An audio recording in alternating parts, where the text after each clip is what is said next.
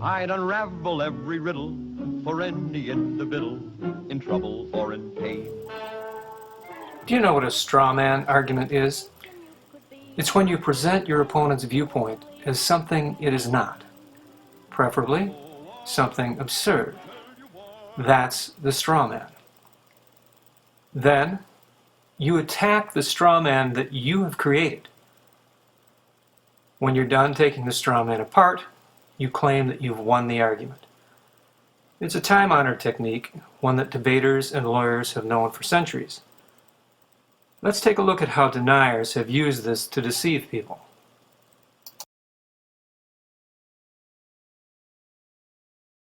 Here we're looking at the ice core record from Vostok, and in the red we see temperature going up from early time to later time at a very key interval when we came out of a glaciation.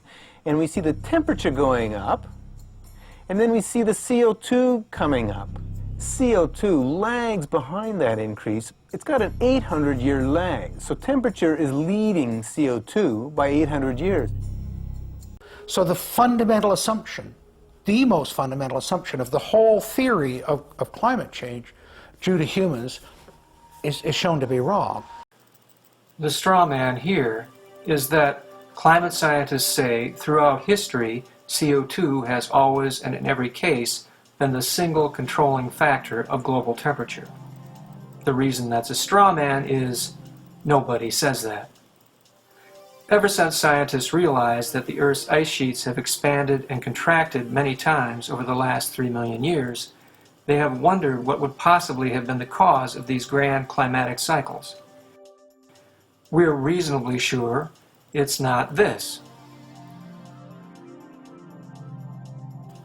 By the 1970s, several peer-reviewed studies confirmed the current view that long-term changes in Earth's orbit and rotation have been the timer, the initial forcing, that moves the planet into and out of glacial periods. They were named Milankovitch factors, after Milutin Milankovitch, the Serbian mathematician who first advanced the theory. There are 3 main factors. The first one is precession. This refers to the slow change in the direction of Earth's axis of rotation, much like a rotating top. The process takes about 22,000 years. The second factor is obliquity. Obliquity is the subtle change in the actual angle of the axial tilt from 22.1 to 24.5 degrees, which occurs over about 41,000 years. The third is eccentricity, in which the shape of the Earth's orbit changes from nearly circular to more elliptical or egg-shaped over about 100,000 years. The cycles sometimes work together and sometimes cancel each other out, but the end result is about every 100,000 years the planet goes into and out of a glacial period that we call an ice age. The last time they were in effect, they helped take us out of an ice age from 20,000 to 11,000 years ago. They will not be significant again until 20 to 30,000 years in the future, when another major cooling will begin. But there were some weaknesses in the theory. In the 80s and 90s, scientists like James Hansen of NASA and others worked to understand how such a relatively weak forcing could cause the kind of major global changes that would produce large planetary effects. They understood that other factors were at work to amplify the change. For instance, changes in snow and ice cover alter the absorption of heat, amplifying a temperature change. But how could changes taking place primarily in the northern hemisphere be spread over the whole planet? The missing link, they predicted, was that the increased warming of water and soils released greenhouse gases, CO2 and methane. Hansen and his group wrote in 1990, "Changes in CO2 and methane content have played a significant part in the interglacial climate changes by amplifying the relatively weak orbital forcing and constituting a link between northern and southern hemisphere climates." To prove the truth of this sequence of changes, Hansen and his team called for more ice core studies and more accurate measurements. It is these studies that have given us enough detail to show whether Hansen was right about greenhouse gas effects. and these very studies are the ones deniers have chosen to cherry-pick and distort. Those who have watched this series for a while know that I always like to go to the source of any claim that climate deniers make. In this case, a study by Nicholas Kalon, published in Science in March of 2003, which of course we'll actually read. It's titled, Timing of Atmospheric CO2 and Antarctic Temperature Changes Across Termination 3. Termination 3 refers to the warming that brought the planet out of a previous glacial period, 240,000 years ago. What the graph shows is good support for Milankovitch theory, as well as Hansen's prediction. Orbital factors begin a long, slow warming trend, which causes the outgassing of CO2 and methane from oceans and soils, reinforcing and amplifying the weak orbital warming and creating dramatic global change.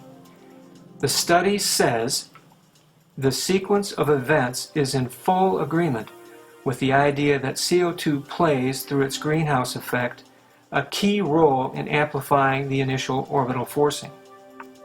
And the situation at termination 3 is different from recent anthropogenic CO2 increase.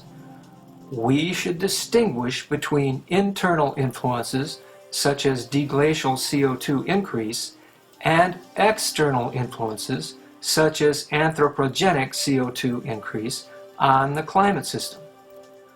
Although the recent CO2 increase has clearly been imposed first as a result of anthropogenic activities, it naturally takes, at termination 3, some time for CO2 to outgas from the ocean once it starts to react to a climate change that is felt first in the atmosphere.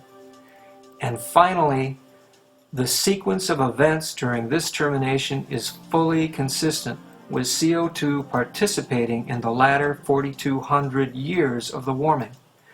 The radiative forcing due to CO2 may serve as an amplifier of the initial orbital forcing, which is then further amplified by fast atmospheric feedbacks that are also at work for the present and future climate. Could they have made it any clearer? Let's review. We know that orbital forces have not acted significantly in 10,000 years, nor will they for another 30,000. We know that the sun has not been a significant factor in the last 50 years. We've seen how James Hansen and his team predicted the interplay of orbital effects and greenhouse gases 10 years before the actual data became available. And we've seen how the very study climate deniers hope you won't read is used to twist and distort the debate, when in fact it proves how well climate scientists have understood and predicted greenhouse effects. The majority of climate deniers are unknowing pawns who have been manipulated by fear and ignorance to continue spreading a few carefully crafted propaganda memes. As I've studied this debate, the wonder has always been the depths of dishonesty and cynicism that are common practice among the paid professional denier community. Let's continue to cut through the ignorance and spread the truth right here every week.